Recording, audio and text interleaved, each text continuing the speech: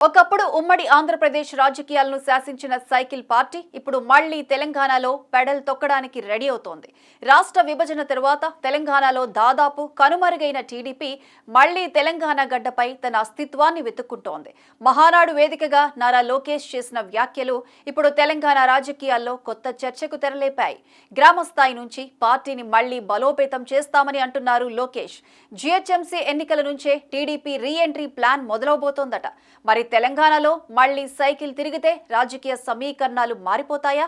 Settler vote bank పైనే TDP focus పెట్టిందా? Congress, BRS, BJP మధ్య టీడీపీ కొత్త ఫ్యాక్టర్ గా మారబోతోందా?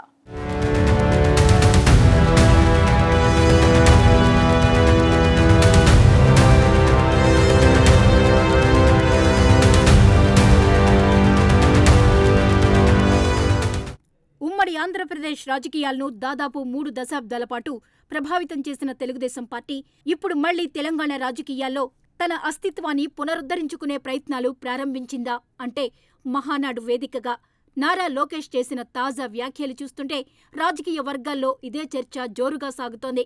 ఒకప్పుడు హైదరాబాద్ నుంచి ఢిల్లీ వరకు రాజకీయ సమీకరణాలను ప్రభావితం చేసిన సైకిల్ పార్టీ రాష్ట్ర విభజన తరువాత తెలంగాణలో క్రమంగా బలహీనపడిపోయింది. కానీ ఇప్పుడు మళ్లీ అదే తెలంగాణ గడ్డపై పార్టీ జెండాను ఎగురవేయాలనే ఆలోచనలో టీడీపీ ఉన్నట్లు సంకేతాలు కనిపిస్తున్నాయి. ఆంధ్రప్రదేశ్లో ఎన్టీఆర్ స్థాపించిన తెలుగుదేశం పార్టీ ఉమ్మడి రాష్ట్ర రాజకీయాల్లో ఒక శక్తివంతమైన ప్రాంతీయ పార్టీగా ఎదిగింది.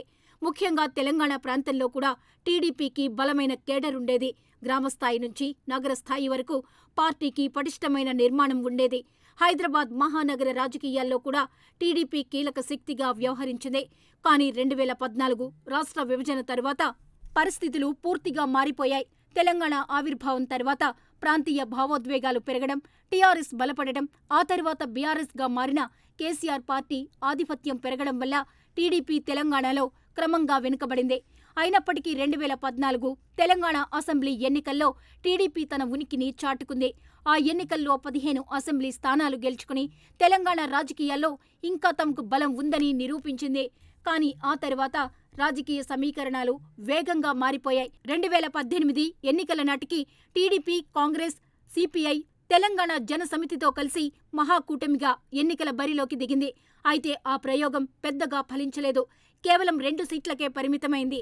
ఆ తర్వాత తెలంగాణలో పార్టీ కార్యకలాపాలు దాదాపు నిశ్శబ్ద స్థితికి చేరిపోయాయి.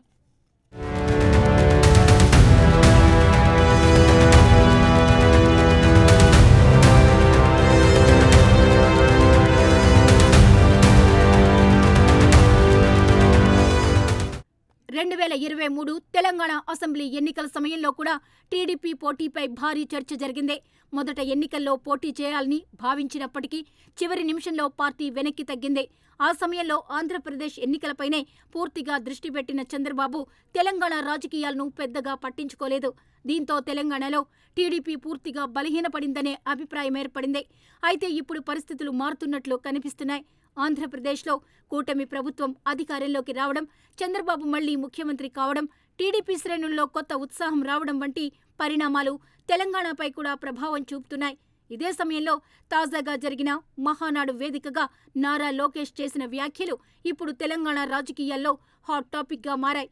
పార్టీ వర్కింగ్ ప్రెసిడెంట్గా బాధ్యతలు చేపట్టిన తర్వాత తొలిసారి మహానాడులో ప్రసంగించిన లోకేష్ తెలంగాణతో పాటు అండమాన్ ప్రాంతాల్లో కూడా పార్టీని బలోపేతం చేసే బాధ్యత తనపై ఉందని స్పష్టం చేశారు. త్వరలోనే తెలంగాణ నాయకులు, కార్యకర్తలను కలుస్తాను, గ్రామస్థాయి నుంచి మళ్లీ పార్టీని బలోపేతం చేస్తాం అంటూ లోకేష్ చేసిన వ్యాఖ్యలు రాజకీయ ప్రాధాన్యం సంతరించుకున్నాయి. చాలా కాలం తర్వాత టీడీపీ అధిష్టానం తెలంగాణ గురించి బహిరంగంగా మాట్లాడడం ఇప్పుడు కొత్త చర్చకు దారితీసింది.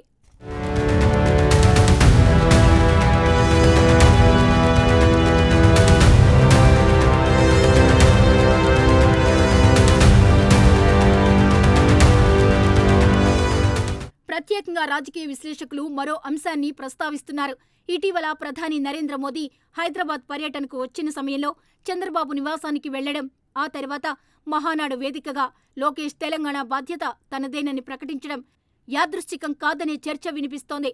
తెలంగాణలో మళ్లీ వ్యూహాత్మకంగా పార్టీని యాక్టివ్ చేయాలనే ఆలోచన టీడీపీ అధిష్టానంలో ఉందని కొందరు భావిస్తున్నారు. ముఖ్యంగా త్వరలో జరగబోయే గ్రేటర్ హైదరాబాద్ మున్సిపల్ కార్పొరేషన్ ఎన్నికలపై ఇప్పుడు ఫోకస్ పెరిగింది. తెలంగాణలో మళ్లీ రాజకీయ పునాదులు వేసుకోవడానికి జీహెచ్ఎంసీ ఎన్నికల్నే మొదటి వేదికగా టీడీపీ ఉపయోగించుకోవచ్చనే ప్రచారం జరుగుతోంది. హైదరాబాద్లో ఇప్పటికీ ఆంధ్ర సెటిలర్ల ఓట్ బ్యాంక్ గణనీయంగా ఉందని రాజకీయ వర్గాలు చెబుతున్నాయి. ఒకప్పుడు జీహెచ్ఎంసీ ఎన్నికల్లో టీడీపీ కీలక పాత్ర పోషించింది. ఇప్పుడు అదే నగర రాజకీయాల్లో మళ్లీ అడుగుపెట్టాలనే ప్రయత్నం జరిగే అవకాశం ఉందనే అభిప్రాయాలు వ్యక్తమవుతున్నాయి.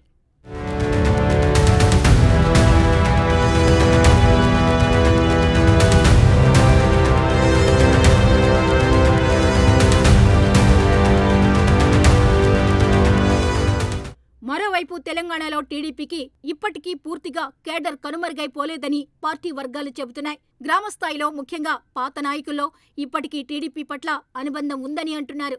గత స్థానిక సంస్థల ఎన్నికల్లో కూడా కొన్ని ప్రాంతాల్లో టీడీపీ బీఫామ్ల కోసం నేతలు ప్రయత్నించడం, స్థానికంగా పార్టీ పేరుతో పోటీ చేయాలనే ఆసక్తి కనిపించడం గమనార్హం. ఇప్పుడు లోకేష్ నిజంగానే తెలంగాణపై ఫోకస్ పెడితే రాజకీయ సమీకరణాలు మారే అవకాశముందని విశ్లేషకులు భావిస్తున్నారు.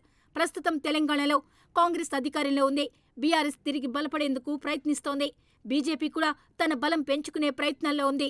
ఇలాంటి సమయంలో టీడీపీ మళ్లీ యాక్టివ్ అయితే ముఖ్యంగా పట్టణ ప్రాంతాల్లో సెటిలర్ ప్రభావం ఉన్న నియోజకవర్గాల్లో ఓటు శాతం మారే అవకాశం ఉందని చెబుతున్నారు. అయితే టీడీపీకి ఇది అంత సులభమైన ప్రయాణం కాదు. రాష్ట్ర విభజన తర్వాత తెలంగాణలో పార్టీ తీవ్రంగా బలహీనపడింది. చాలా మంది కీలక నేతలు ఇతర పార్టీల్లో చేరిపోయారు. కేడర్ కూడా నిరుత్సాహానికి గురైంది. ఇలాంటి పరిస్థితుల్లో మళ్లీ పార్టీని పునర్నిర్మించడం పెద్ద సవాలే. అదే సమయంలో తెలంగాణ రాజకీయాల్లో ఇప్పుడు ప్రాంతీయ భావోద్వేగాలు మునిపటి కంటే తగ్గినా స్థానిక నాయకత్వానికి ప్రాధాన్యం పెరిగింది.